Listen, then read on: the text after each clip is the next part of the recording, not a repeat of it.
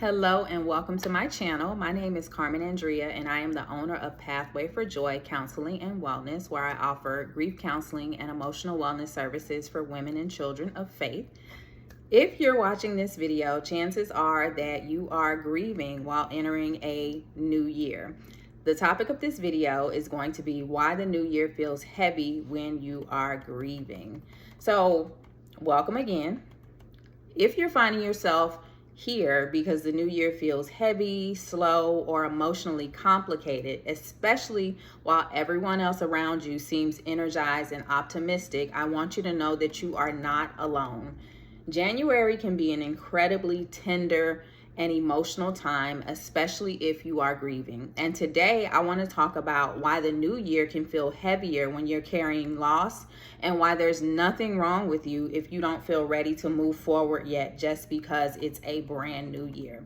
Now, as I said, my name is Carmen Andrea. I am a certified grief counselor. I am also certified in inner healing, and I help women and children move through and process their grief so that they can heal and find joy after loss. You can learn more about me and my services on my website, pathwayforjoy.com. Now, before we go any further into this content, I want to invite you to take a slow breath with me. This is something that I do with my clients before we start our sessions. I'm going to invite you to inhale, hold it, exhale. 2 more times. Inhale.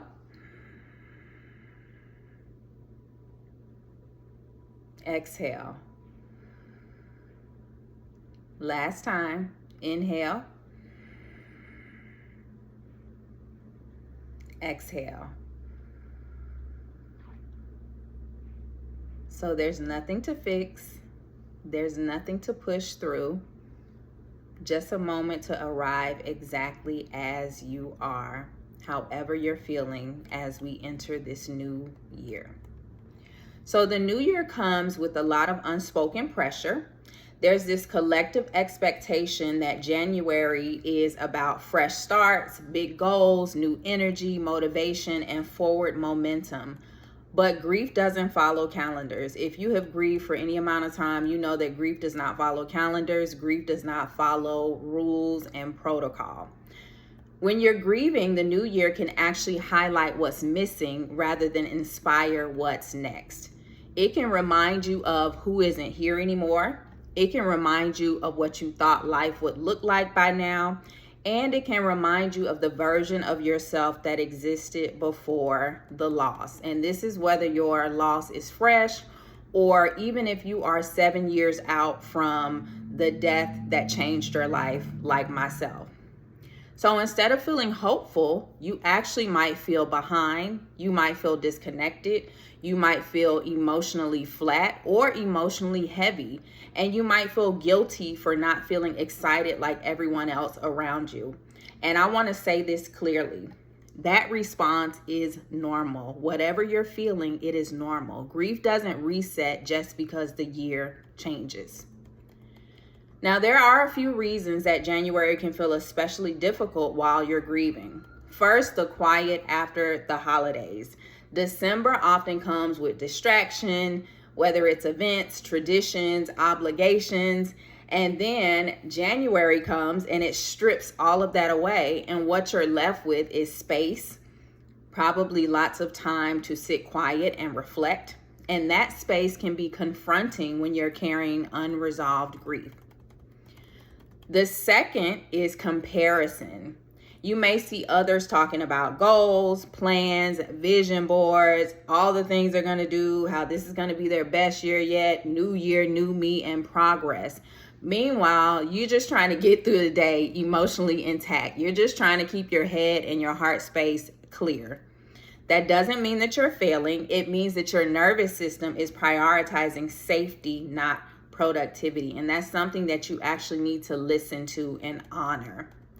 Third is grief is cumulative, meaning that it adds up. So if you've experienced loss last year or even years ago, January can bring an unconscious inventory of everything that you survived. Your body remembers. I'm sure you've probably heard of the book, The Body Keeps Score. Your body definitely remembers. Your cells, your gut remembers the pain, the grief, the trauma that you've been through. Your heart definitely remembers. And even when your mind tells you to be positive, you still are feeling a type of way. So many of the women that I've come into contact with, either through my ministry for widows or through grief counseling or in conversation on my social media platforms, many of them say things to me like, I feel like I should be further along by now. That's something that I have dealt with as well. They say things like, I thought I'd be stronger than this. I don't understand why this still hurts. But grief is not a timeline. I'm going to say that 2 more times. Grief is not a timeline. It's not a timeline. It's not linear. Grief is a relationship with loss that changes over time. Grief is a relationship with loss that changes over time. So give yourself grace no matter where you are in your grief. So if January feels slow or if it feels heavy for you, it may not be because you're stuck. It may be because your system is asking for integration, not acceleration. Meaning your system is asking for you to integrate the feelings and the emotions and the thoughts that you're feeling and to not rush past them to try to join in with the collective of new year, new me, fresh start. I have to do this. I have to do that. I have to set goals. I should be over it by now, X, Y, and Z. Now, sometimes healing looks like rest instead of resolution.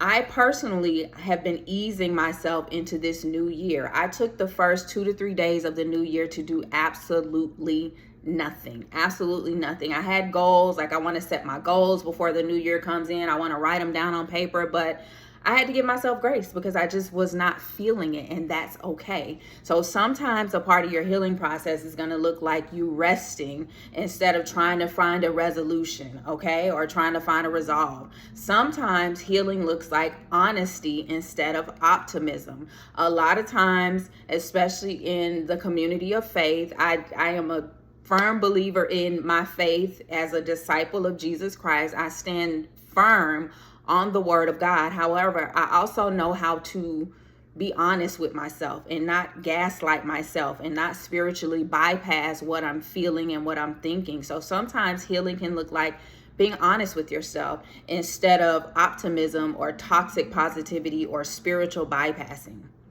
Sometimes healing can look like gentleness instead of goals. I said that coming into this new year, I had the plan to have all of my goals written out in my journal before the clock struck 12 for January 1st. But I had to pay attention to how I was feeling, and I decided to give myself gentleness instead of forcing myself to write out my goals. So just know that however your healing is showing up, that you are not behind and that you are responsible, or you're responding, appropriately to what you've lived through. So again, give yourself grace. So if you're listening to this and you're realizing that I've been trying to rush myself, or I haven't given myself permission to grieve, I haven't given myself permission to truly feel my emotions, I want you to hear this. You are allowed to move slowly this year. You are allowed to grieve and still have faith. You are allowed to need support without being broken, no matter where you are on the journey. Healing does not mean erasing your grief. It means learning how to carry it with more steadiness and less self-judgment.